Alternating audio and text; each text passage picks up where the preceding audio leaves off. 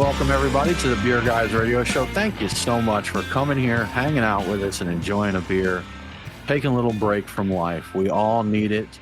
We're well into January now. It's cold in Georgia. We've had a deep freeze, and when I say cold, I mean like real cold, not like Georgia cold. So it's been like 12 degrees, I think, was the lowest we got. But I am Tim Dennis. Brian Hewitt, are you staying warm? Yeah, I'm doing all right. The nice thing about where I live, the building I live in, it does a really good job of insulating me, and I've got all southern facing windows. So if it's sunny out, it's pretty warm in here. So I'm staying. I'm toasty all year long, for the most part. But for the most part, yeah. And in the summer, sometimes more toasty than you'd like to be, right? Yes, my air conditioning puts in a lot of extra hours keeping the place livable, because it'll get up to 80, 85 in here if I don't have the air conditioning on. Man. So yeah, it's rough. But staying warm is not a problem most of the time. So yeah, good deal. Nate, how the heck are you doing? I'm doing all right. Feeling better than I was last week. Good. Unfortunately, my job gets me outside a lot, so I've been wearing 4 layers at a time this week. Because this morning when I woke up, it was 21 degrees, I think, and then yesterday it was 16. So that's fun, man. That's fun. See, I'm not even sure if I still own a jacket. I probably have one in a closet somewhere, but normally with the winters that we get here, because I'm not going to go out running around, not like you, Nate. I don't have to work out in it. I get a set at my desk. So normally if it gets really cold, I got a sweatshirt on now. That is normally good enough for me. But I had an appointment the other morning at 8 a.m. and got out. And on the way back, I had to tank up my car. And just standing out there, I'm like, oh, that's cold. That's biting you there. So, but I made it through. So that thoughts and prayers. That's good. We did it. Thoughts and prayers, guys. We even got more snow. I think we were supposed to get more snow than what we actually got. We flurried where I am. No accumulation or anything, but some of it did fall. So it was a lot of fun. We got accumulation yesterday. Did you? Okay. This. Yeah, it covered. Everything was white, and it was below. It usually isn't when it snows here in the Atlanta areas. For whatever reason, it's always like at 32, and it raises to like 33 or 34. Yeah. And it just melts. As soon as it hits pavement, it melts. And it's always annoying and anticlimactic. It's kind of fun to look at. But yeah, the past couple of times we've gotten accumulation. This last time it didn't last. It wasn't nearly as much. It didn't last as long. I looked out there earlier today, and it's mostly gone already. So it's fine. Again, where were you back in December when we needed you? But right, it's fine. Crazy stuff. See, and Amanda here said, set in your car when you pump gas. That's not recommended. They say that's not a good idea, because when you get in and out of the vehicle, there is static discharge. And if you don't hold the vehicle when you get out, you can spark. So Amanda, don't do that. Or make sure to, if you want to do that, get you one of those grounding straps with the clip on that and wear that in your vehicle to make sure you're properly grounded to be safe. You don't want to blow up. That is, I think the first rule of gas station is do not explode. Wasn't there a thing going around where you weren't supposed to use a cell phone either? Is that still a thing? Yeah, I don't usually know if that's do that thing or not. There's all kinds of freak stuff, with cell phones, and especially with the 5G deployment, they think it's doing, causing cancer, driving the birds crazy that aren't real and all that stuff. So Dave, cheers to you, man. We're thinking about you guys. We talked last week about Dave Adams from California. He said still blazing out there. And I know the fire crews are really fighting it out there. They've been hard at work. And we talked last week about an initiative, Brewers and Brian. I forget I think it's called We Love LA. But there's Common Space Brewery. Yeah. Brewers always come together for that kind of stuff. So, always something out there for a good cause. And we had, of course, over here on our side of the country, Asheville got hit by the floods when the hurricane came through. They got destroyed, but it's been a rough year, y'all. I think that was December, but it's close enough to the end of the year. We'll bring it over with us. We'll bring it forward. So. Yes. Fast forwarded into this one. It's been a rough 6 months. Let's say that. Or 3 months, maybe. Yeah. Actually, the flooding happened in September. Was that September? Yeah. Wow. That's still within Brian's 6 months. So we'll go with 6 months. It's been a rough 6 months. We'll allow it. Crazy. Well, guys, let's talk about our beers of the week here. Brian, what are you getting into, sir? Yeah, so I pre-gamed with a Three Taverns, and the name of the beer is You Like That? And I'm not sure exactly how to read that, but it has a question mark and an apostrophe on there. So it might be snarky, it might be something, I'm not sure, but that is a cold IPA or an IPL, as we like to call it. So a hopped pale lager. Okay. It was good beer. I liked it. So the answer to the question is I do like that. I am drinking now the Creature Comforts Jungle Bird, which is a cocktail-inspired ale. It's categorized as other in Untapped. I think for the taste of it, it tastes like it's probably, their Berliner base with some fun stuff in there, but that's a collaboration with Tip Top, who makes the little pre-made cocktails in a can. Is the cocktail a Jungle Bird? Is that a cocktail? Yeah, I believe so. Yeah, it's a Jungle Bird, and I guess the cocktail originates in Malaysia. Okay. Which is part of the reason I was excited about drinking it. So I'm getting into that now. It's kind of fruity. Cool. Yeah, apparently it's a classic cocktail. I don't really know a lot about it other than this beer. So, and later on in the show, perhaps, or, when we're talking to our Patreon supporters, I'll be drinking a Bissell Brothers Reciprocal, which is a New England IPA with all Australian grown hops, Vic Secret, Ella, and Summer, to name a few, or maybe all of them. What about you, Tim? What are you drinking? I'm going to go last because I'm going to be long-winded with mine because I have some additional information to share. Oh. Mo, Mike, Nate, what are you sipping on? So, despite my hiccup of the last snowstorm, I'm still doing dry January. Okay. And so from Estrella Galicia, got their 0.0 lager. I've enjoyed the imported non-alcoholic stuff.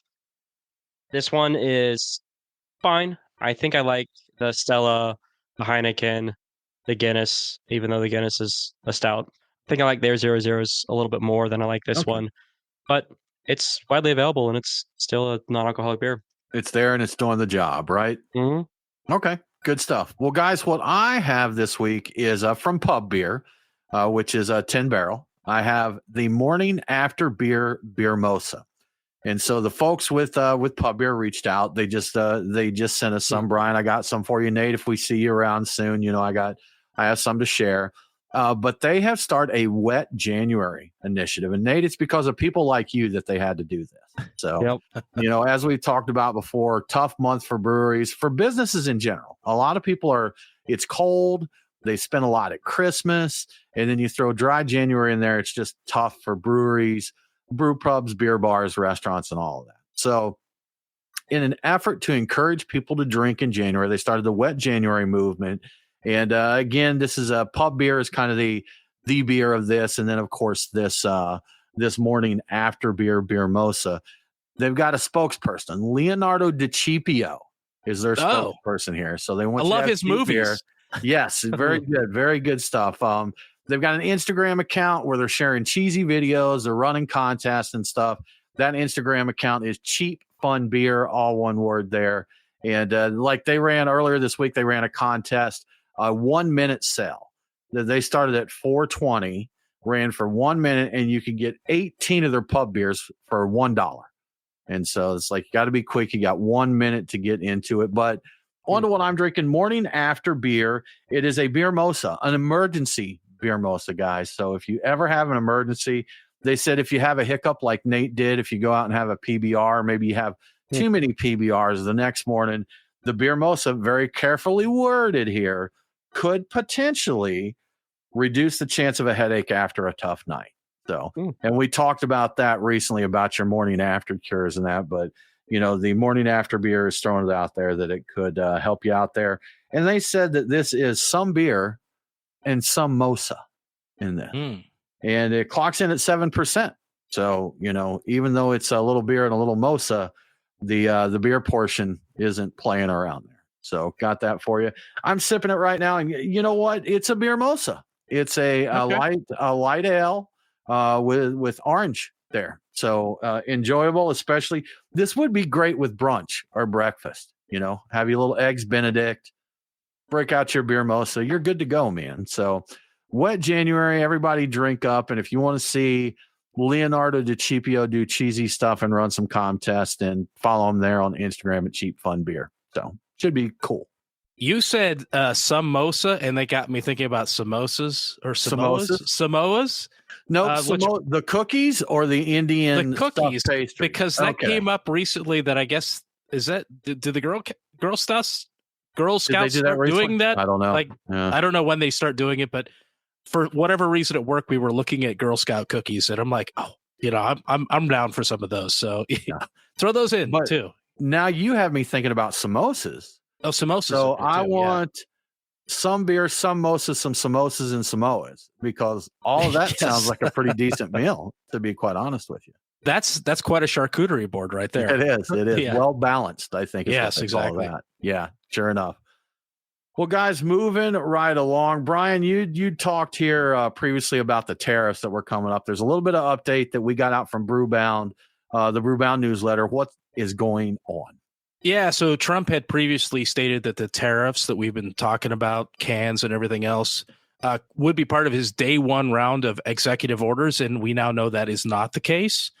He told reporters following his swearing-in ceremony that the 25% tariffs on goods from Mexico and Canada could be coming as soon as February 1st, which makes me think that there's a chance that it'll be later than that. And I don't know if he didn't do it right off, is there a chance that it won't happen at all? And maybe this is kind of a bargaining chip threat to get something out of these nations. I don't know. So I don't really know yet, but we've got a reprieve. So if you want some beer from Canada and you want some beer from Mexico, go buy it now before the rates go up on it, the prices go up. And they may have already done it in anticipation of this happening, but I feel like we need to keep some friends here. I don't want to get too political, but let's keep some allies here that that we're all good with. We don't want to get at everybody there, but hey, I guess we'll see what the heck goes on, man. It'll be a wild ride, I'm sure. Yeah, it's one of those things, like if he didn't do it, because he did a lot of stuff right away that I think that maybe people didn't realize he would do, and he didn't do this. So if he didn't do this, there's got to be a reason for that. Is that because it might not happen, or is it just, I feel hopeful about it. It didn't happen immediately, so there's a chance that it won't happen. And I think that will help us out here with beer, keeping the costs down. And we've talked about it, Brian. I visit Reddit a good bit. I get a lot of the hobby groups that I'm in and that are on Reddit. We have an Atlanta beer forum on there that I go into, do some fun stuff. They're currently, speaking of that, on the Reddit ATL beer. We've been doing a series here. I say I believe I need to see. I think it's A Studer is the user that's doing this, but he's going back through the history books of defunct Georgia breweries, like from way back in the 1800s and that. And so just educating us on the history of Georgia beer. We just finished recently a series on the current open breweries there. So went through all of those with a little profile. And now we're going back through all of the historical ones. And like today, there was one called Big Woody Brewing that apparently was supposed to have been in Norcross sometime between like 2002 and 2006. But I asked Ron Smith about it. Ron co-authored the Atlanta Beer Book. I asked John Roberts, who is one of the patriarchs of Georgia beer, owns Max Lagers and Bold Monk.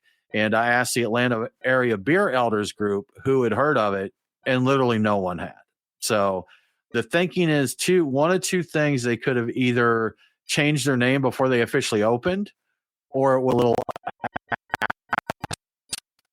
personal home brewer that did printed up some coasters and did some things like that. So could be, yeah. But anyhow, a fun little trip. Sorry, got a little sidetracked there. And but to the point of Reddit, they're very left leaning in their news. So just a bit, yes. No matter what happens, if you see it on Reddit, you're going to get the left side of it there.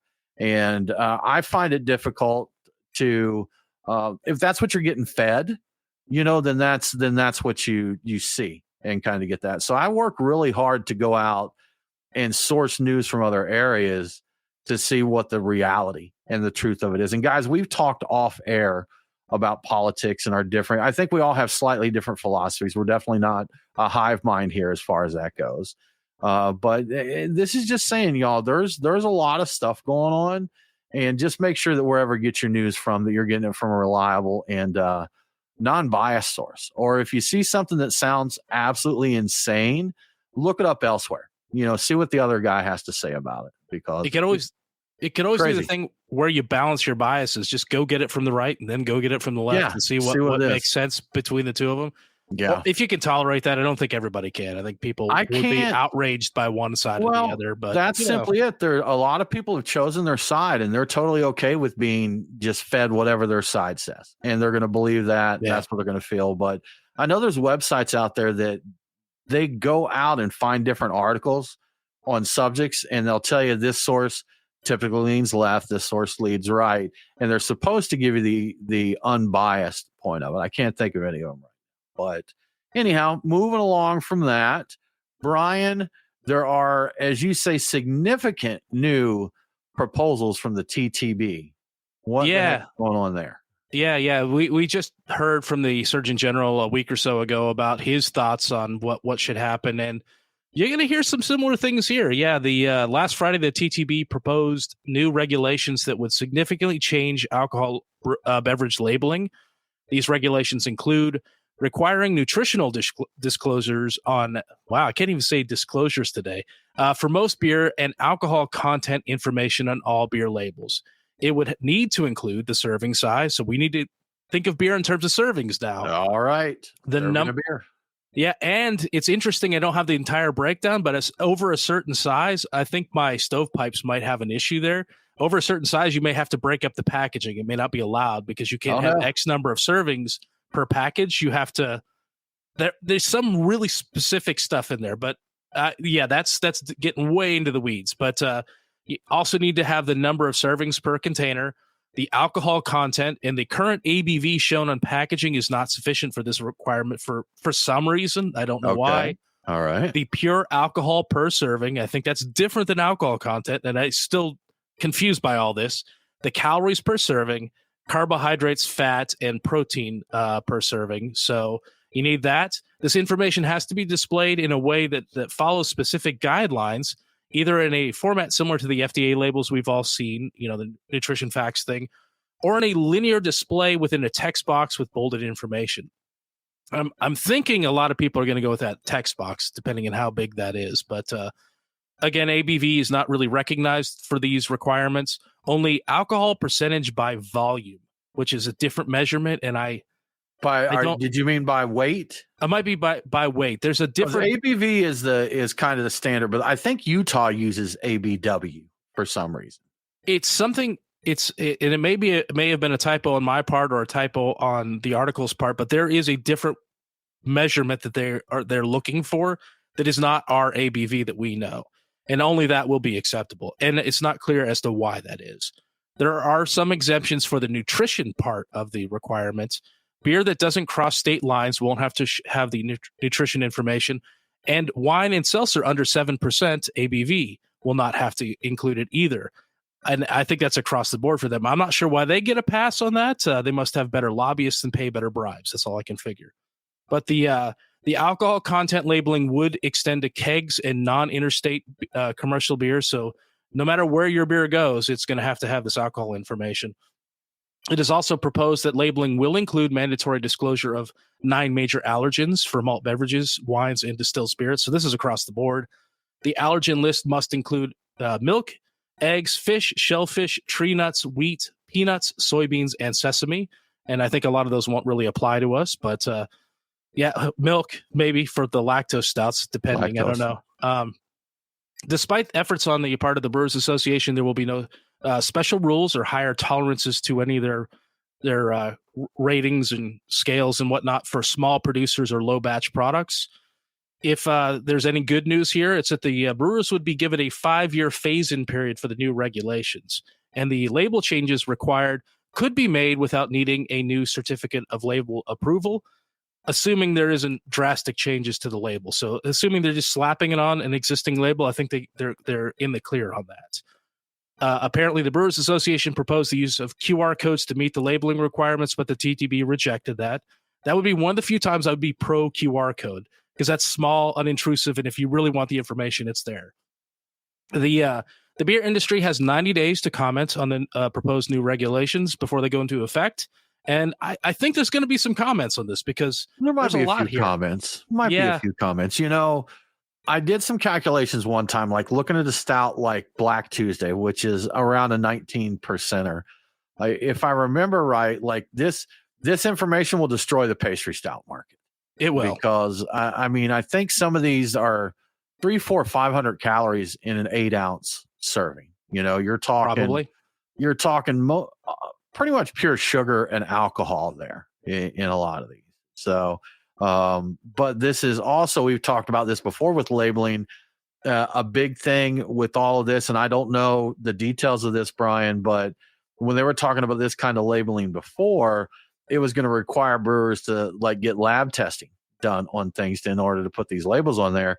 That's a big expense, and especially for a small brewery. So I think that, what we're going to see here is limited releases of beers, limited distribution. There's beers that'll be like, well, I'm just not going to send it across state lines then. So it's going to tighten things up there, and probably fewer releases. Again, depending on how they implement this requirement. If they've got to send it out and do a bunch of testing to see that, because like when we homebrewed, Brian, we use a software called Beersmith, and it would tell you, it would give you estimates on this kind of stuff. But I'm assuming that the TTB is going to want more than just a calculated estimate of what it's going to be. There is I think there's a range, and I don't remember for each different thing. There's a certain percentage range it can be off, and it's tighter in some cases and wider in other ones. I don't know if Beersmith would have been accurate enough for this or not. We might have been able to get away with certain things and not with others, but I don't know. If this is mandated and it becomes a thing that has to happen, I just assume that there'll be fewer beers released, and of certain styles like pastry stouts, it's going to be a lot of pressure to not do those, just because you're having to disclose what it really is, and diabetes. Yes, right. It's beatus. But I also think that there's a possibility that maybe like state brewers associations could get together and come up with a way to pull in and get some sort of a budget situation where they could get their stuff evaluated and get official lab work done. Maybe, I don't know. I'm hoping that there's a way of deferring the costs a bit by getting everybody together. Like, we all got to do it. Let's all pool our resources and get this done cheaply, and see if we can come up with a way of ongoing basis of making this affordable. Because otherwise, it's just another financial burden on an industry that's taken some hits. And right, man, this is bad timing for this. It really is. And indeed, are people really asking for nutritional facts on beer? Because it's not. I'm sure there are. I'm sure there's groups out there. Right. I mean, it's tough. I know like soda has to have it on there in that. I mean, it is a consumable. I kind of get it, because it is something we consume, but I just don't want our poor little brewers to have to go through, or even our poor big brewers, to be honest with you. The one thing I think I do, it's hard to argue against, is the one about the allergens. I'm like, you know what, man, if you got peanuts in your beer, you really need to put that on there. If you got milk, you got lactose in there, man, you really got to disclose that somewhere. Sure. I don't care how you do it. You just got to let people know. So when they're getting into it, as a guy doesn't do well with the lactose, I'm like, I want to know. Like, I'm probably still going to drink the beer. I just want to be ready for it. Right. Let me know if I need to pop one of my pills before exactly. I do this. Right. Exactly. Yeah. Well, Brian, the Colorado Rockies may be able to play baseball and be very good at it, professional level, but it sounds like they cannot pour a beer. Yeah, it's just the scandal of the week. The internet is outraged with the Colorado Rockies for posting a video of arguably the worst beer pour in the history of social media. It's not quite the Milko pour, which is like all foam, but it's really close to one. It features a Coors Light basically being dribbled into the center of a upright pint glass. No tilting, no nothing, and it just results in a ridiculous amount of head that takes up 2/3 of the glass. It looks terrible. It's not far enough down to be a Milko. It's not a generous head. It's just a ridiculous amount. The video is presented without comment, so it's not clear if it was meant to be funny or ironic in some way, or if the person running the account just didn't know how to pour a beer. But the Rockies play at Coors Field, so presumably it wasn't meant as a jab at Coors. So it's really hard to know what was even going on in that person's head. They had to know that didn't look like a real beer, not like a real good pour. But, well, that was my thinking. Unless was it a live video? Did they mess it up live? Because if you recorded that and then chose to post it, that's just wrong. It was a one-handed deal where there was no hand on the glass. It was on a table, and it was the smallest trickle from the top. If you were trying to release the most CO2 possible from a beer, that is how you do it. And I have tried to do that for the purposes of doing what do they call it? Like a slow pour, a faux pour. I've done that to create that big pillowy head, but that was for a different thing. It was absolutely the worst possible way to do it. Like nobody has ever poured a beer like that before. And it was done with impunity. I just got to say, there was only a hand in there, but it was done with impunity. Was it Hillary Clinton that got grief for like the way she poured a beer? I think she did a draft beer, and she was pulling it slow, so it was foaming up and all that. But here we're talking about Hillary Clinton again. The Rockies play at Coors Field. Colorado's kind of a beer town. You should be a little better connected than that. Yeah. But some of the responses to that video were pretty awesome. Like you have to expect it. I think one of my favorites was, wait, so the first pour was worse? So the thing about the whole pour situation is there was lacing on the glass. It had been done before. Okay. So there apparently was a first pour of Coors that was even worse than the one they actually posted. Gotcha. So that's amazing. So it's scandal of the week, Tim. Scandal of the terrible. Week. How embarrassing for them, Brian. Just total embarrassment. There's still time to delete it. There's still time. It's too late now. It's out. It's went viral. There is no hope for you, Rockies. The damage has been done. But Brian, tying that in, talking about Coors. So, Coors is just taking it on the chin here lately, aren't they? Because you got this with the Rockies messing up the beer pour, but then Coors also had a faux pas on an ad that they ran, and so it brought them out with a case of the Mondays. I didn't think about the two, but maybe this is the same person that's responsible for both. But this week, MolsonCoors announced that Coors Light will be repackaged as Monday's Lights for a limited time. This comes after a spelling error appeared on a national advertising campaign, which debuted on Monday. The ad was supposed to read Mountain Cold Refreshment. Instead, it read Mountain Cold Refreshment. No regret. Yeah, no raggards. Coors Light acknowledged the mistake in a statement that began with the following sentence: "We had a case of the Mondays." Apparently, they're turning the blunder into a whole new advertising campaign that will be tied into an upcoming Super Bowl commercial. The new Mondays Light 12 packs will be available soon for purchases at retailers nationwide. And Coors is also offering people a chance to win a case of Mondays Light after the Super Bowl commercial airs. So there'll be a way for you to win it if you can't find it. And you know what the crazy thing is? I think people are probably going to go out looking for this. It'll probably just disappear from shelves. It worked out for them. That's a true marketing person there. They're like, nope, we can work with this. We can work with this. You messed up something. Let's make it funny. Let's market it. Let's do it. Absolutely. Sure enough. Well, Brian, before we move right along here, how about we give a shout out to our awesome sponsor? Yes. I usually focus on the options available at Truck and Tap every week because it's just obvious. They have 20 taps to choose from. You can taste the rainbow and there's always something new to try. But another cool thing about Truck and Tap is they also get beers you just don't see around very often, especially not on tap. My beer picks for the week usually include these gems, and this week is no exception. Here are my picks. At Truck and Tap Woodstock, I'm going with Yazoo's Hoppy Fields. It's a blend of oak-aged golden ales fermented with multiple yeast strains and dry hopped. When was the last time you had a dry hopped American wild ale? It's been a minute, right? It has. It's been a few months for me, and I loved them. I thought they were fantastic, and now I'm forgetting the name of the brewery out of Nashville that does them, but they're great. Barrique, yes, it was Barrique. Yeah. And I brought some of those back and enjoyed them. I haven't seen anything like that on tap anywhere in a while. It is Schwartz beer season. FYI. So at the Duluth location, I'm getting Sprecker's Black Bavarian. You can expect roasty notes of coffee and caramel from this dark lager. Schwartz beer is always a good choice, especially now. At Truck and Tap Alpharetta, my pick is Allagash's Cool Ship Resurgam, which is a blend of 1, 2, and 3-year-old spontaneously fermented wild ales, commonly referred to as a goose, or depending on who you talk to, a method traditionnel.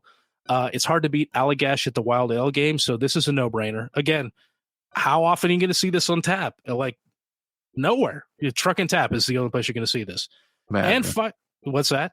I said madness, Brian. Madness, right? Madness. Yes. And finally, at the Lawrenceville location, I'm going with Upland's Champagne Velvets, which is a quote-unquote rescued pre-prohibition lager that was recreated from a handwritten recipe that was discovered by a fan of the beer.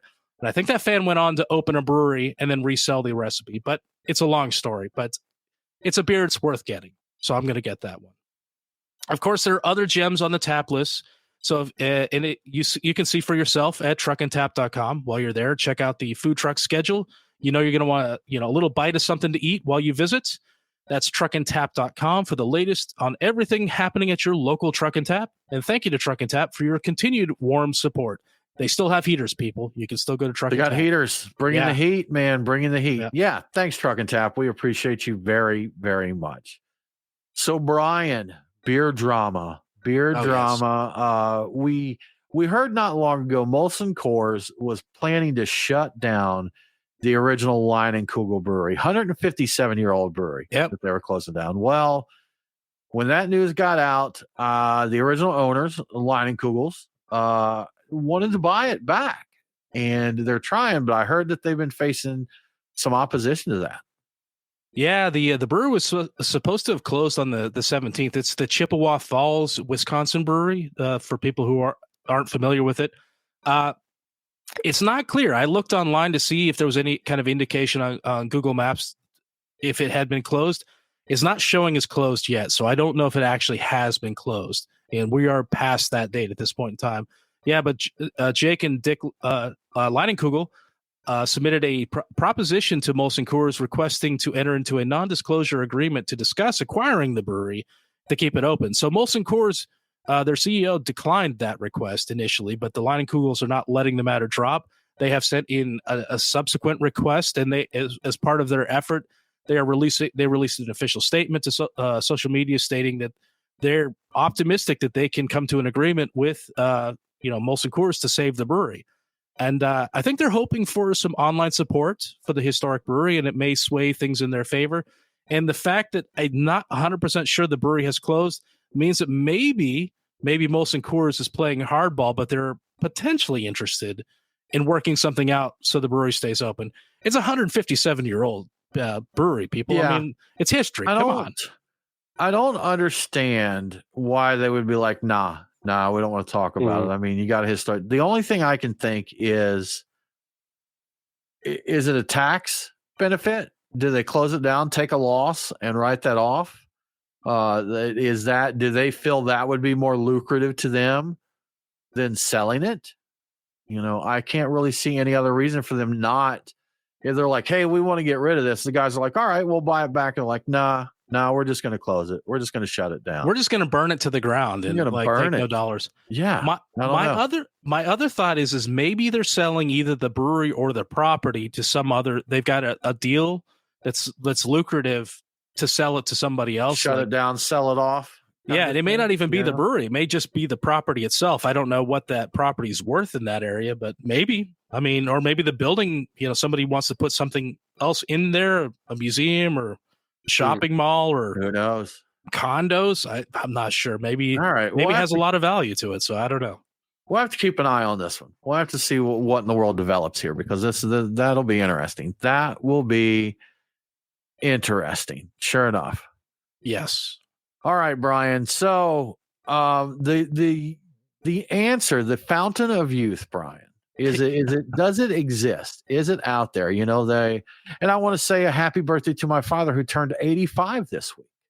So happy birthday, Tim's father. Yeah, that's a lot of years to be around. The 1940, 85 years around here. But a lot of times you see these news stories, and of course they tell you don't take that advice, don't look at that. But I'm 87 years old. And they're like, what's your cigarette? What's your secret? And they're like, well, I smoke a pack of Virginia Slims and drink 2 Millers every day.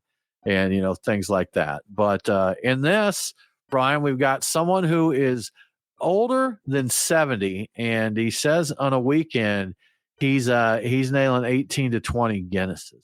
And that's his secret, right? Yeah. Apparently a 70 plus year old man from Ireland, of course. He's 18 to 20 Guinnesses every weekend. His name is Mick O'Brien, and that's a real name. It does sound like I made that up, but it really is a real name. That is not my alter ego. That is a real person. That's not me. He drinks that every weekend. He was featured on a TV show called The Clinic for Well People in the UK, I believe. As part of the show, they gave him a medical exam and found that he was in excellent health. His metabolic age was 68, and he's 70 plus, so that's younger than his actual age. He had excellent blood pressure and a healthy heart. They also noted his thyroid was perfect and his liver was still looking good somehow. The doctor even commented that if he minds himself, and I don't know what that could possibly mean, he could live to be 102. So O'Brien apparently has good genetics for longevity, with many of his family members living into their 90s or even hundreds. He also mentioned that he stays fit by walking 25 miles a week and enjoys his drinking only on the weekends.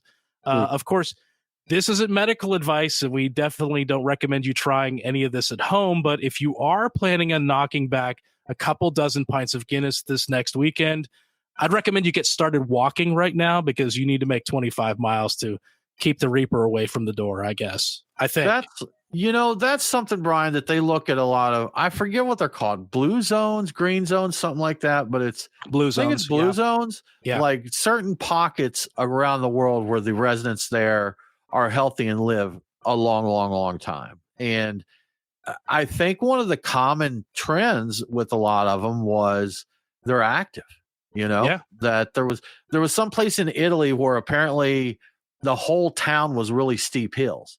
So anywhere you went, you're climbing hills, and then they looked at, like, I think it's Okinawa. A lot of people there are still walking. They're working in their garden. They're doing things like that.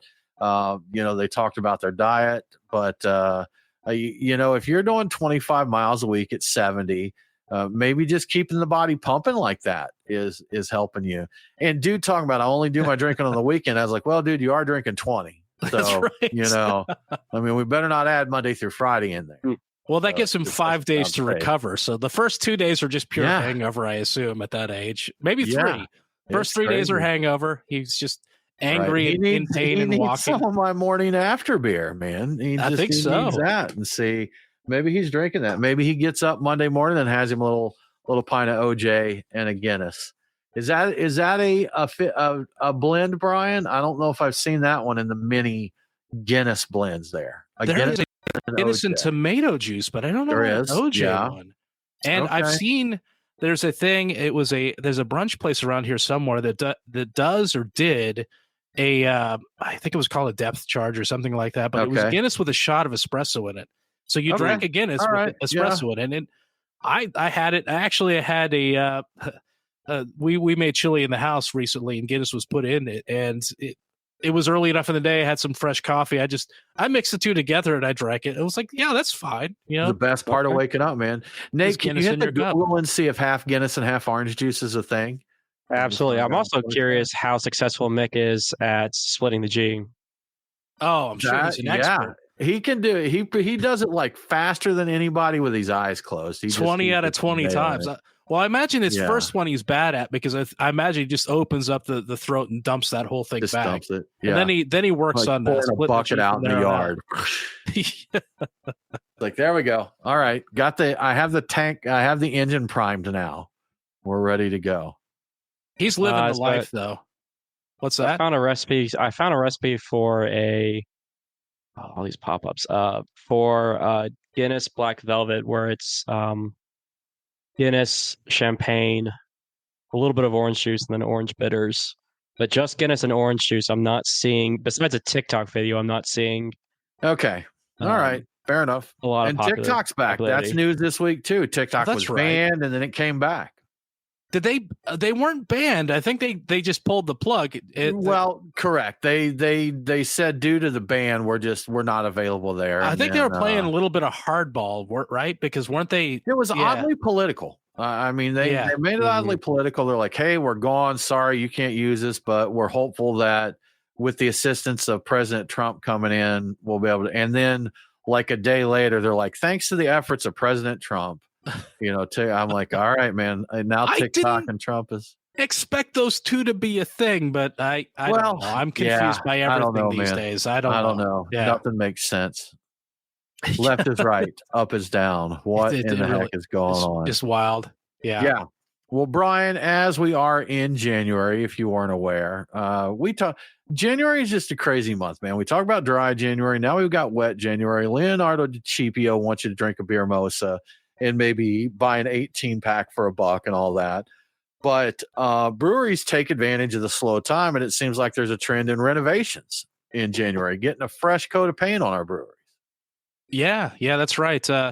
You may be participating in dry January, and a lot of people are, but Brewbound is reporting that more and more breweries are participating in a thing. I think it's becoming a brewery trend. It's called renovation January for breweries.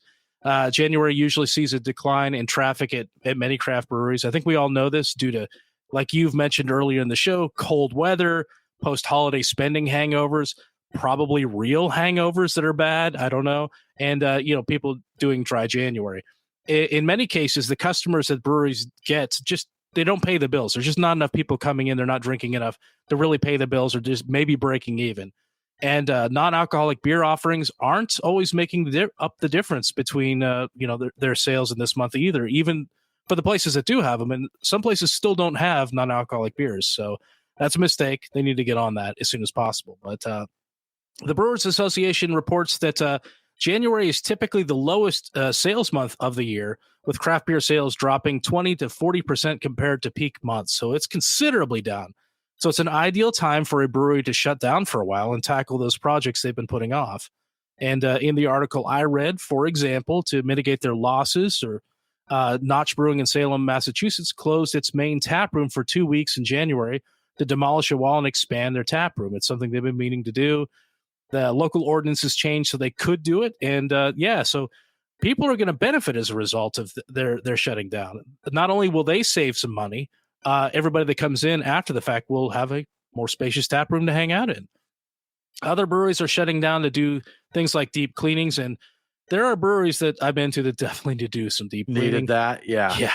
They repair their floors. That's another big thing. And in some cases, just give the staff a break, which is always nice. So if you see your local brewery, closing, or if they've been closed for a little while this month, I don't think it may not be a cause to be, concerned. It might actually be a good thing. They may be fixing stuff up, and when they reopen, it may be better than ever. So it's a silver lining to a slow sales month, is what I'm saying. All right. Do what you got to do, man. Take advantage of it, right? I mean, we've seen, absolutely. We'd rather you put on a new coat of paint and stay open than close. We heard, this is an unconfirmed rumor, Brian, but it seems to be Red Hair Brewing, which was one of the older breweries in Georgia. They've been around a while, and they had a location in Marietta. Then they opened, they had a big production location in Marietta, Georgia. And then they opened on the Marietta Square, a smaller place with a still and a restaurant then. But apparently they unceremoniously just shut her down. And so, without really saying anything, no last hurrah or anything. But I will say that I talked to some of my industry friends, and they said, pardon me, they did say sometimes you run into issues with alcohol permits. Oh. And that, it could be temporarily closed while they get that in straight.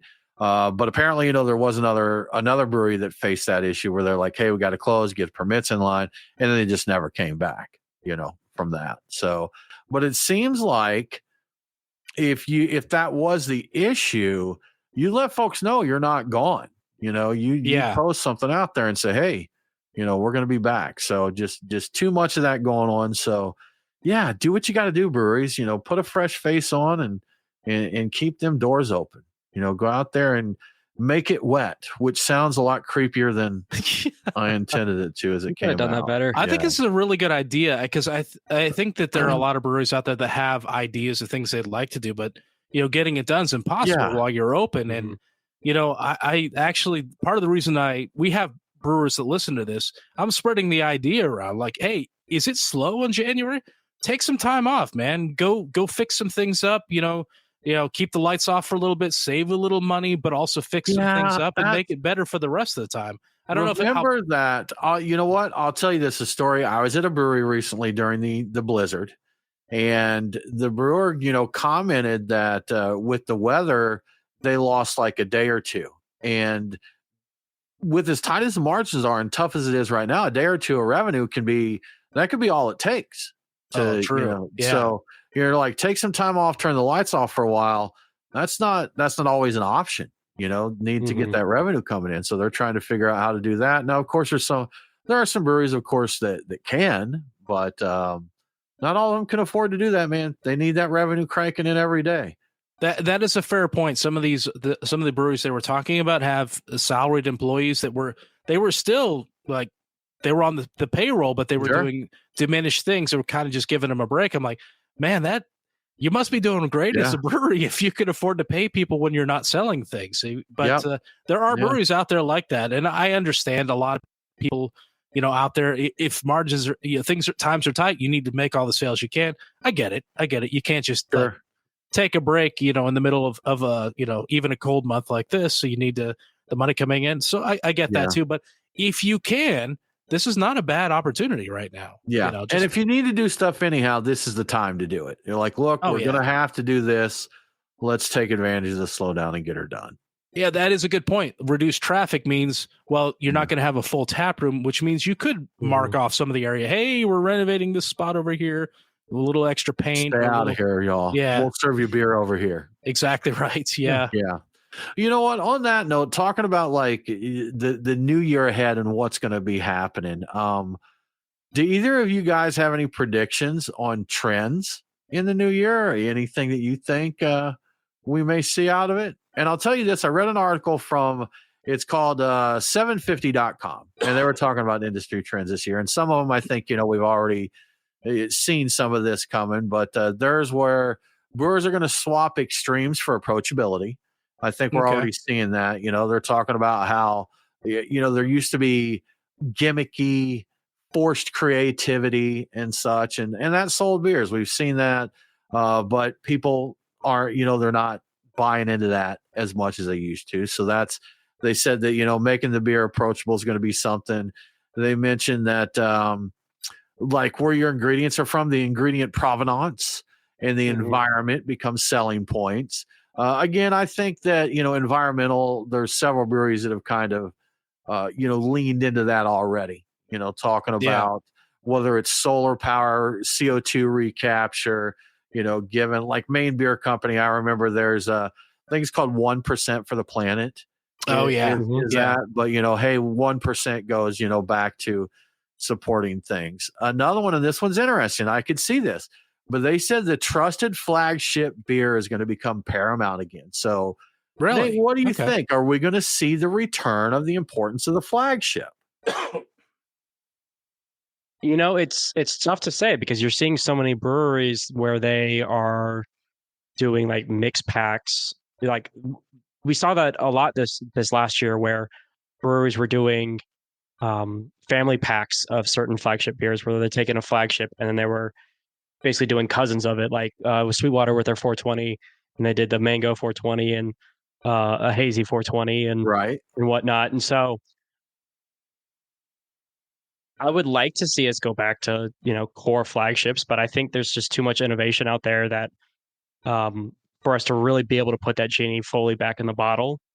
I still see a lot of push for classic styles still. I think the crazy adjunct heavy IPAs and FMBs are kind of past. I think I would like to see more colored ales, like the red ale, the white ale, the brown ale. But in terms of actually what's selling, I think you're still going to see a lot of IPAs. IPAs, the king still, I think IPA and local is still going to be king because we're seeing the national brands pulling out of national distribution and closing down tap rooms. You're seeing Tilray doing it, consolidating their brands and cutting SKUs, and so I think we're going to see a lot more hyper local as the market continues to contract a little bit. Yeah, nothing wrong with that. Your trusted neighborhood brewery and a flagship. Your beer. This is my beer. This is what I go to. Mm-hmm. It's like those movies where people go in and they just say, "Give me a beer." That's it. Yeah. I'm like, can you we ought to try that. We should go down to Brick Store Pub. Just give me a beer. Give me a beer and see what we get out of it. Let's walk in. Let's say, Brian, the usual. Yeah. Right. That's what. And when the server says something, I'm like, you know what? Just give me a beer. Just give me a beer. Mm-hmm. We'll look at each other. Probably stress them out. They're like, God, I don't want to do this. It's like, idiots. You're like, you want a bourbon, Tim, or do you want a beer? Like a beer. Like, I'll take a beer. We'll have 2 beers. Let me get a shot. Yeah, 2 beers, right? Beer and a shot. Please. Yeah. I know what? Give me a beer and some food. A beer and some. Yes, exactly right. Just what I mean. Just bring it over. I think that I know lagers have been hot, but I think that it's taken a lot of people to catch up to, I think, where Atlanta's been for a while. I think people are not done exploring all the myriad facets of lager, and we're going to continue to seeing that for most of this year, I think. And I also think that West Coast IPAs will continue to become the new trend in IPA. And I'm not angry at it. I don't know if they're going to be nearly as abrasively bitter as they used to be. I think they're going to be softened for our modern times. But they will be more West Coasty and less hazy. I still think we're going to have hazies everywhere, and people are going to still want that. We may see lactose everything may be on the decline too. I don't know if we're going to see a lot of that either. I don't know that we've seen it in a while, to be honest with you. It's calmed down, hasn't it? Yeah, unless I'm just not paying attention, but I feel like I am. Just before the haze craze, like the haze craze came right on the heels of the IBU wars. Yes. So we had beers this is 200,000 IBUs. I think Mikkeller did 1,000 IBU beer, theoretical IBUs, which is, the old, I forget what the exact threshold is, but apparently the palate can only perceive, bitter IBUs up to X. So even if a beer theoretically by the brewing process had 1,000 IBUs, it wouldn't be, it wouldn't be that. I think it's somewhere between 80 and 100 IBUs. Like, I don't think I don't even know we can get up to 100 by that point in time. It's just a steamroller of stuff. I think clear beers, like beautiful, aesthetically pleasing clear beers. When we like the type we used to have, you knew you're getting a great beer when you poured it out, and it was almost iridescent, but it was clear. It was like it could be like a red or like. Are you arousing yourself right now? Talking about a little bit, yes. Okay, fair enough. A little 7/8, but yeah. But I wouldn't be surprised if we see that again. Like we've seen haze for so long, like beautiful clarity in beer, like really pristine, clear, like crisp beer. I could see this being a thing of all shades. Like if you see a really, really well done red ale or red IPA that just there's a certain thing about it, is like it's just amazing to look at, but you don't see them very often. Mm-hmm. And that's striking. I think, I don't know if people Instagram these things anymore, but it's very Instagrammable. Instagrammable. So we went to Schoolhouse Brewing recently for beer and pinball, and they had, I think I mentioned it last week, maybe the week before, I'm not sure, but they had a brown ale on called Festivus. Oh, and yes. I'm very much on record for saying that a brown ale is a boring style in and of itself. Like I like a nut brown ale, vanilla goes really well with it. We've done, we had a homebrew brown ale that was a solid beer. Yeah. By itself, but I tried theirs for some reason. It was saying, I haven't had a brown ale in a while. And it was really nice. If you want a little more flavor than a Pilsner or what have you, then a brown ale gets there without getting, heavy, stouty, like an Imperial Stout and that. So it really nailed it. And I wouldn't be mad with just super, super high quality classic beers, Yeah. And that's do those and give me some fun pastry stouts and maybe some kind of wild or sour ale there, and I'll be happy. There you go. Yeah. It'll be good to go. Absolutely. Well, y'all, I do believe that our time is about out here. We appreciate you coming and hanging out with us. Again, just a reminder, if you do enjoy what we do here, we would absolutely love it if you would tell a friend to give us a listen. Tell a friend to check us out. Share a link, share a quote, share a story. Tell folks what's in the show and why they should listen. If you really enjoy us, we'd love it for you to support us on Patreon. Just go to patreon.com/beerguys. We'll get you some cool perks. We'll get you in our Discord chat where we do invite all of our Patreon supporters to the after party. Jump on camera with us here and enjoy a beer or two. Well, with all that said, we do hope that you have a fantastic week. Stay warm and don't forget to drink local. Cheers.